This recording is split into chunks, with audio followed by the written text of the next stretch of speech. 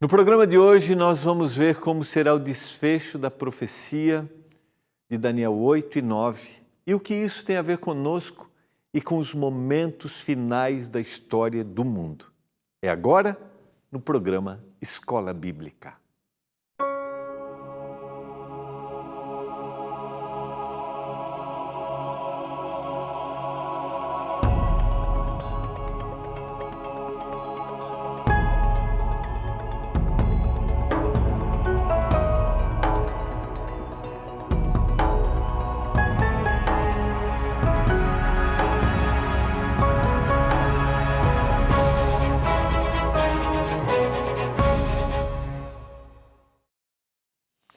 Olá! Tudo bem com você? Que alegria! Estamos juntos mais uma vez aqui no programa Escola Bíblica, estudando a Bíblia através dos guias e estudos que são produzidos aqui pela TV Novo Tempo, Canal da Esperança.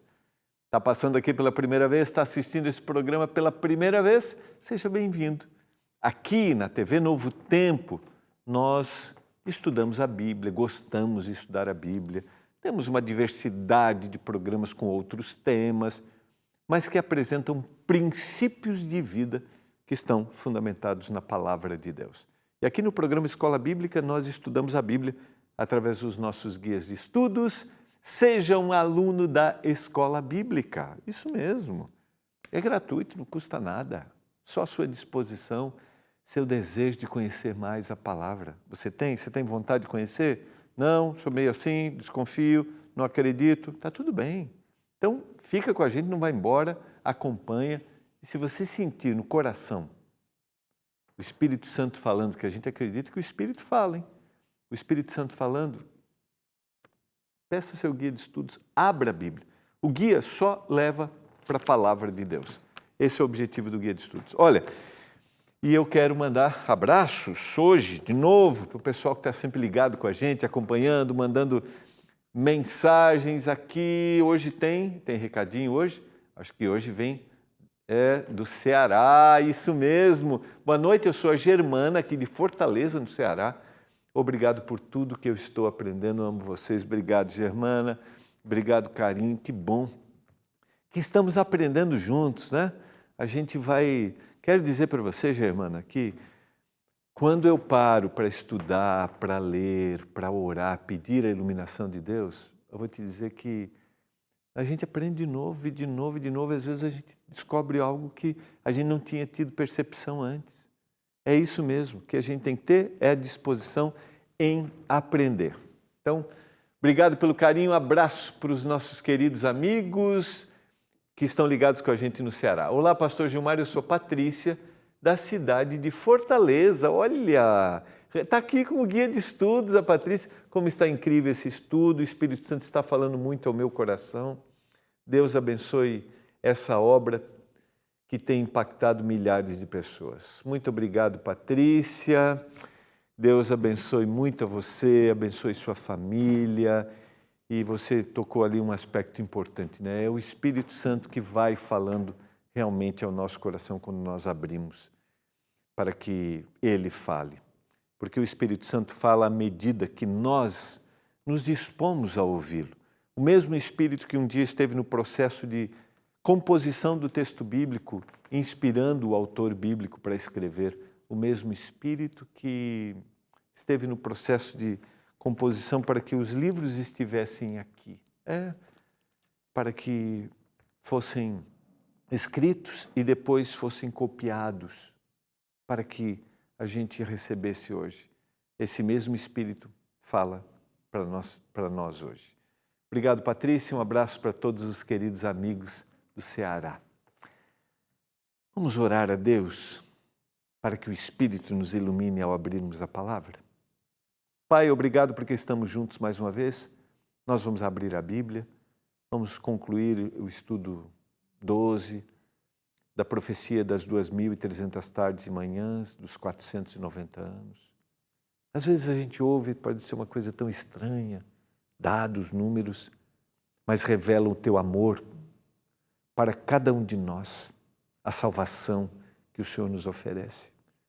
Abençoe a todos nós agora, que a gente entenda Que a Tua bênção esteja de forma especial com cada um dos nossos telespectadores, dentro das necessidades que eles têm, em nome de Jesus. Amém. Vamos lá? Quero convidar você. Hoje eu vou ler alguns textos ao longo da Bíblia, né? Eu vou para o livro do Apocalipse hoje também. E a próxima temporada a gente vai estudar Apocalipse, tá? Então vamos lá, na sequência, concluindo a lição número 12. Então o que a gente viu ontem? Vimos o objetivo da profecia das 70 semanas, aqueles 3 objetivos, para explicar as 2.300 tardes e manhãs. O nível de tempo, a profecia das 70 semanas traz a ligação que falta a profecia das 2.300 tardes e manhãs, ponto de início, né, o decreto para a reconstrução de Jerusalém. As 2 profecias apresentam um plano da salvação tanto no Antigo como no Novo Testamento e nos dá uma perspectiva futura, né, a fé no sacrifício redentor do Messias e a esperança do reino de Deus dependem um do outro. Não tem como eu aceitar e não visualizar pensando no futuro. Dentro da cronologia bíblica, a profecia das 2.300 tardes e manhãs encerra em 22 de outubro de 1844. Cristo começa então o momento da expiação no santuário celestial. Esse é o último momento. Então está aqui um gráfico que eu apresentei ontem, para a gente ter a ideia. A gente trabalhou já as 70 semanas, né? Começando em 457, o decreto de construção de Jerusalém, até a primeira semana, até o ano 408, esse é o período, 49 anos, 62 semanas, 434 anos. Então a gente tem as 69 semanas que Gabriel apresentou. Nós temos, então, as 69 semanas no ano 27, que é o ano do início do ministério de Jesus e o seu batismo.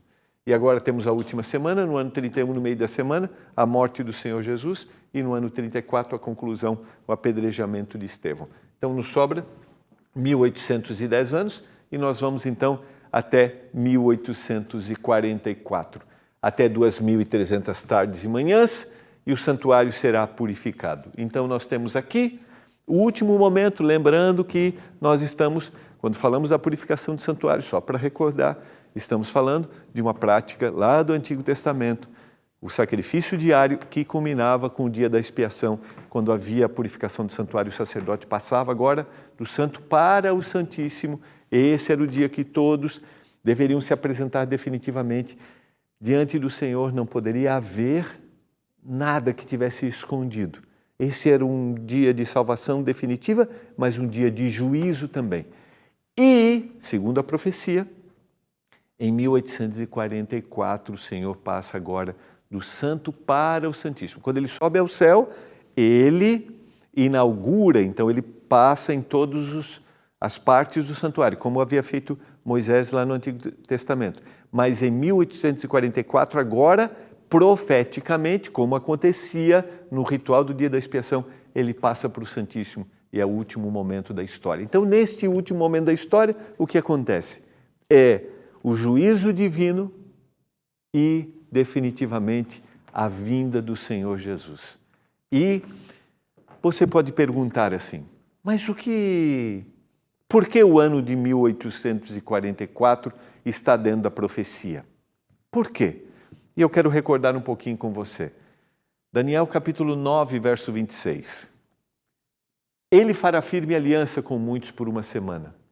Na metade da semana, fará cessar o sacrifício e a oferta de manjares. Já falamos, a morte de Jesus, na metade da semana, no ano 31. Sobre a asa das abominações virá o assolador, até que a destruição que está determinada se derrame sobre ele. O que acontece a partir daqui? Quando a gente vai para o início da história cristã, e a gente vai ver isso ao estudarmos o Apocalipse, já vimos isso quando nós estudamos as profecias de Daniel, capítulo 7, que nós vimos o chifre pequeno, quando nós estudamos o capítulo 8, que é um período que o poder político-religioso, agora, atribui para si o lugar de Deus e faz extrema perseguição àqueles que desejam preservar a palavra como ela foi apresentada, a crença dos apóstolos, aquilo que estava no texto bíblico.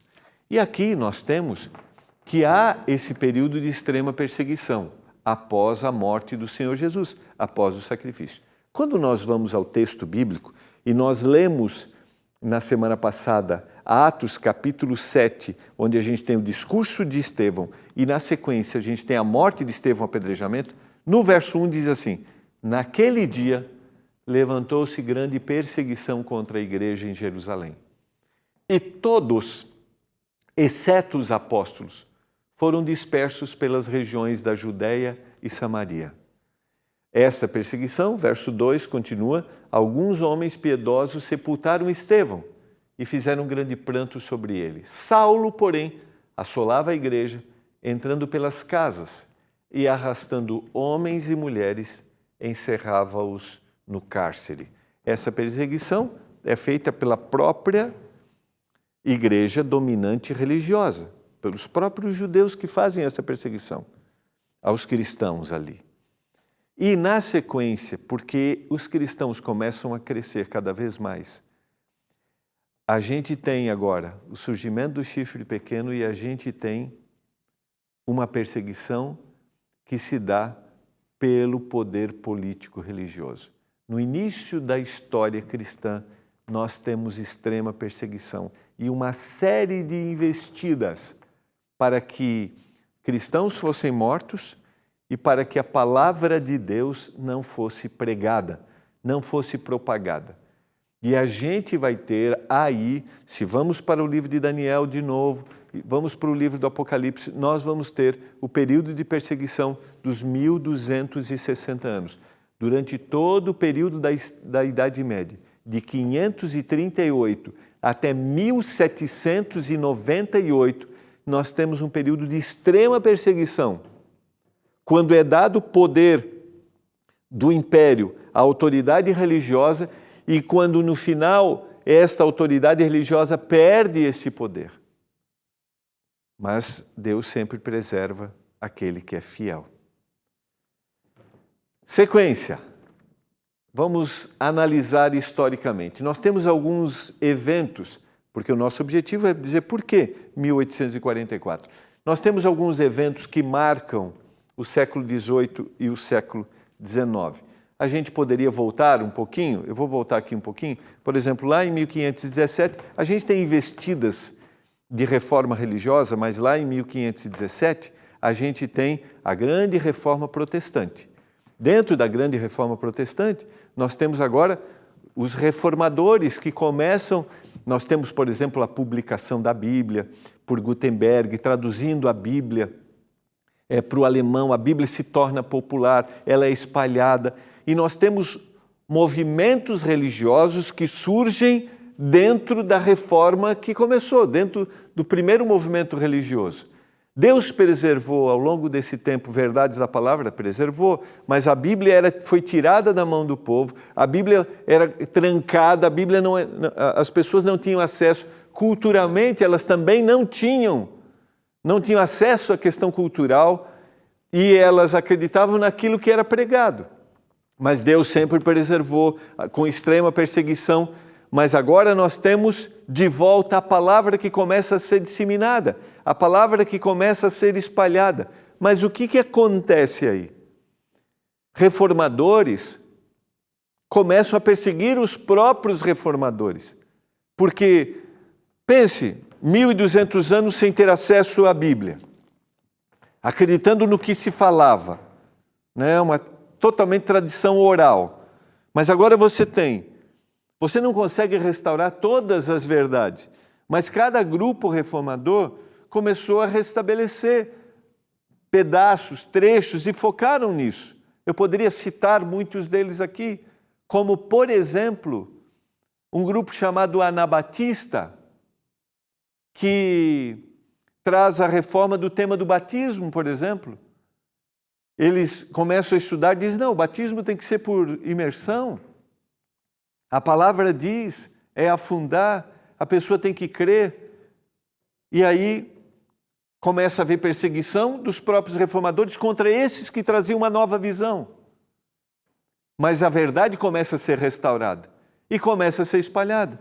E aí a gente tem o período de colonização, as grandes investidas de colonização, e junto com as colonizações, a gente tem verdades da palavra que são levadas. Algumas ainda trazendo uma verdade que foi alterada? Sim, mas outros levando a verdade. E além disso, do período de colonização, nós temos agora as investidas missionárias. E junto nessas investidas missionárias, a gente poderia citar vários missionários aqui, William Carey, por exemplo, na Índia. A gente tem essas investidas missionárias e a pregação do Evangelho. E isso começa a crescer cada vez mais. E no século XVIII e no o final do século XVIII, no início do século XIX, a gente tem alguns eventos, como por exemplo, grande terremoto de Lisboa em 1º de novembro de 1755. Na América do Norte a gente tem dois eventos, 19 de maio de 1780, que é o Dia Escuro. Você pode pesquisar sobre isso. A gente tem a queda das estrelas em 13 de novembro de 1833. E o que isso traz? O que isso traz? Isso traz uma busca pelo entendimento da palavra. E muitos acreditavam que estavam se vivendo os últimos momentos da história da humanidade. Porque vão para o texto bíblico, porque agora o texto bíblico está acessível. Você estuda as profecias ditas por Jesus sobre o tempo do fim em Daniel, em Mateus capítulo 24, por exemplo. E a gente tem ali essas predições e começa a haver uma reforma religiosa, uma busca por conhecer cada vez mais a palavra. E milhares de pessoas começam a buscar. Aqui está outra informação que eu ia trazer para você. Após a Reforma Protestante em 1517, começa uma restauração gradativa da verdade e da palavra. E isso se estende com esses acontecimentos no século XVIII e no século XIX. Né? A gente tem o período das grandes missões, como eu citei. Há um reavivamento, há um período de reavivamento e estudo das profecias. Para quê? Para que as pessoas conhecessem ainda mais a palavra de Deus. E isso a gente encontra, eu queria só voltar, esse período de reavivamento faz com que as pessoas entendam que o Senhor Jesus estava voltando. E um grupo desses estuda sobre o tema da volta de Jesus dentro dos sinais e dentro da cronologia bíblica chega ao ano de 1844, achando que exatamente no dia da purificação do santuário imediatamente aconteceria a volta de Jesus.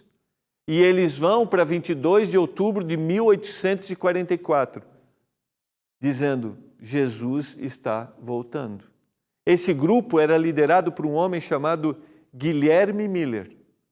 Eram pessoas de inúmeras crenças religiosas que haviam vindo destes reformadores, esses que agora restauraram porções e pedaços da palavra e agora se unem para estudar. E eles focam, Jesus vai voltar em 22 de outubro de 1844. Só que esse dia, Jesus não volta. Nesse dia há uma grande decepção. Mas eles continuam estudando. E alguns continuam estudando. Outros desacreditam de tudo e abandonam a fé. E outros voltam para suas comunidades religiosas, para suas igrejas. É o que acontece com a gente ao longo da nossa história de vida para quem deseja estudar a Bíblia. A gente tem as nossas decepções. Alguns continuam estudando, continuam ligados, outros abandonam. E esse grupo que continua estudando Percebe que nesse dia o Senhor passou do santo para o santíssimo e nós estamos vivendo o tempo do fim. E começou ali o juízo final, ou seja, começou ali os últimos momentos da história e a última oportunidade. Deste grupo vai surgir a Igreja Adventista do Sétimo Dia. Nós não cremos que a Igreja Adventista do Sétimo Dia ela é o único local em que há salvação. Nós acreditamos que Deus está trabalhando na vida de todas as pessoas no mundo inteiro, em todas as comunidades religiosas. Mas é muito claro que o Senhor sempre teve ao longo da história alguém para pregar verdades da palavra que foram esquecidas. É o remanescente. Dá para entender a diferença? Verdades que não se falam em todos os lugares. Não existe exclusividade de salvação na Igreja Adventista. Lógico que não. Mas existe uma mensagem que a Igreja Adventista foi escolhida para falar que hoje não tem sido falada. E nós respeitamos, estou falando isso com muito carinho a você, nós respeitamos todas as comunidades religiosas. Nós somos irmãos levando a mensagem para todas as pessoas. Mas existem algumas verdades que foram esquecidas. Eu quero ir para o texto de Apocalipse, capítulo 12, verso 17. Irou-se o dragão, estamos falando em uma linguagem profética, contra a mulher e foi pelejar com os restantes da sua descendência. O dragão, a antiga serpente, o diabo, Satanás. E ele foi pelejar contra a mulher, ou seja, contra a igreja, contra aquele remanescente, o restante da sua descendência, os que guardam os mandamentos de Deus e têm o testemunho de Jesus. E se pôs em pé sobre a areia do mar. Então o Senhor teria, assim como o Senhor teve ao longo da história, sempre aquele que pregou uma verdade esquecida, o Senhor teria, nos últimos momentos da história da humanidade, alguém para pregar. Vi outro anjo voando pelo meio do céu, tendo um evangelho eterno para pregar aos que se assentam sobre a terra, a cada nação, tribo, língua e povo. O Senhor tem uma mensagem para ser pregada. O livro do Apocalipse deixa isso claro, e isso está ligado à profecia das 2.300 tardes e manhãs. E como? Porque o santuário precisava ser purificado. E é a última mensagem. E esta mensagem se encontra em Apocalipse 14. São 3 mensagens que devem ser apresentadas a todas as pessoas. E olha o que diz o verso. Olha o que diz o verso. A cada nação, tribo, língua e povo. Quando a gente estuda o livro do Apocalipse, eu já citei isso em algum momento aqui para você, provavelmente, e a gente compara o capítulo 13 do Apocalipse, que é a mesma apresentação do chifre pequeno. Aqui, no caso, tem uma outra figura de linguagem, que é a besta que emergiu do mar, e besta na linguagem apocalíptica é poder. Diz lá no verso 7 que foi-lhe dado também que pelejasse contra os santos e os vencesse. Deu-se-lhe ainda autoridade sobre cada tribo, povo, língua e nação. E vão adorá-lo todos os que habitam sobre a terra.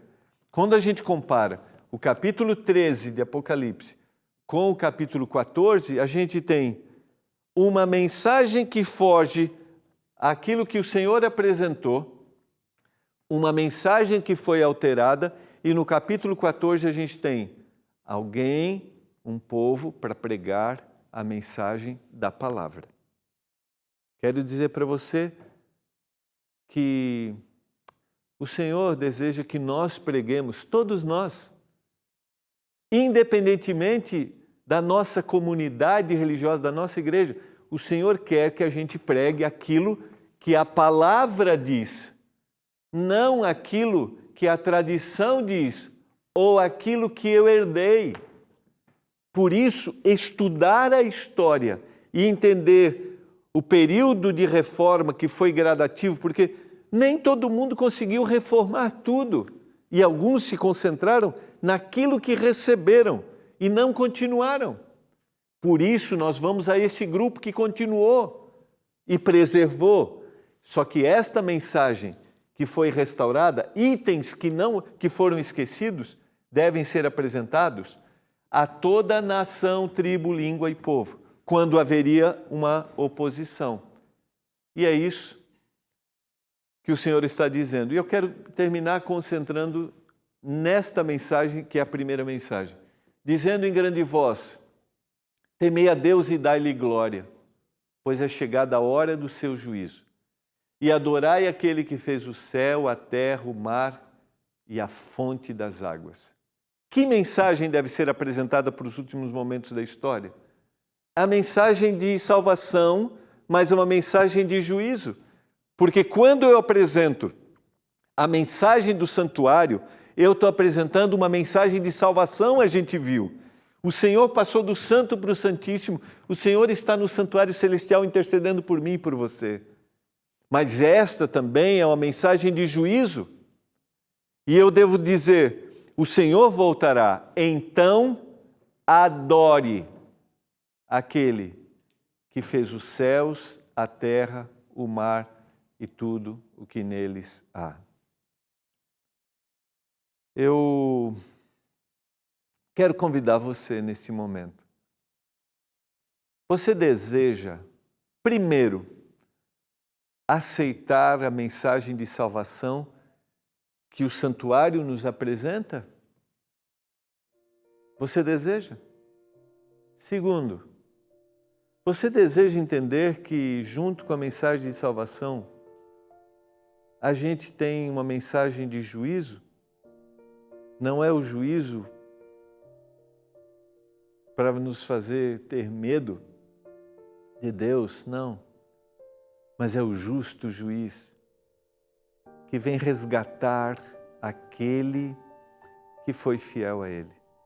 Você deseja isso? Você deseja compartilhar esta mensagem? Eu quero convidar você. Não sei em que comunidade religiosa você está, você frequenta, mas eu quero te convidar a aceitar esta mensagem e compartilhar esta mensagem. Eu quero orar. Amanhã nós vamos continuar, vamos começar a ter um outro olhar do grande conflito que nós vivemos. Daniel teve isso, essa visão. Nós vamos estudar o capítulo 10 do livro de Daniel. Eu quero orar para que aceitemos esta mensagem e a gente pregue esta mensagem. Pai, obrigado pela Tua palavra. Obrigado porque o Senhor deseja salvar a todos nós onde estivermos. E o Senhor está fazendo isso nesse momento. Nós aceitamos a salvação em Cristo Jesus, porque um dia queremos recebê-lo. Que todos nós façamos isso nessa hora, em nome do Salvador. Amém. Foi muito bom estarmos juntos. Eu quero convidar você a estar comigo amanhã. Vamos continuar e vamos iniciar agora o estudo do capítulo 10 e a lição número 13. Um abraço e até amanhã.